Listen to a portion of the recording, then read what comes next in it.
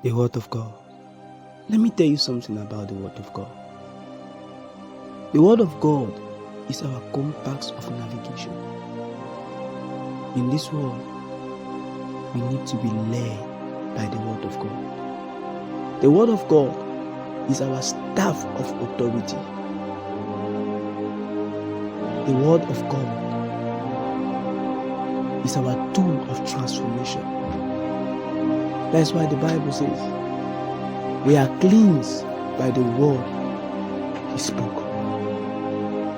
Jesus said, my word is life and spirit.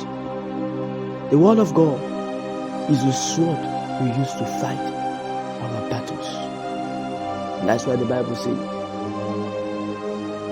the sword of the Spirit, which is the word of God. Without the word of God, no Christian can succeed in his spiritual venture. Without the word of God, we will live like slaves to those we are praised. Without the word of God, we will not be able to overcome the devil. Because Jesus at the mountain overcame him by the word of God. When the devil said it is written, Jesus answered, it is written. There is power in the word. Every Christian that neglects the word of God neglects his weapon of change. He neglects his weapon of battle. He neglects his weapon of transformation. He neglects his weapon of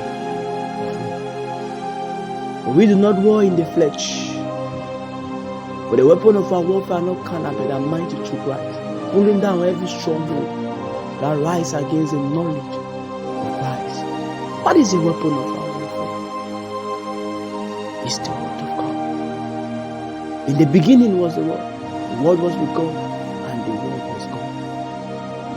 Everything was made, and nothing was made without it. Everything that is happening in your life, bring the word of God, and that thing will be present.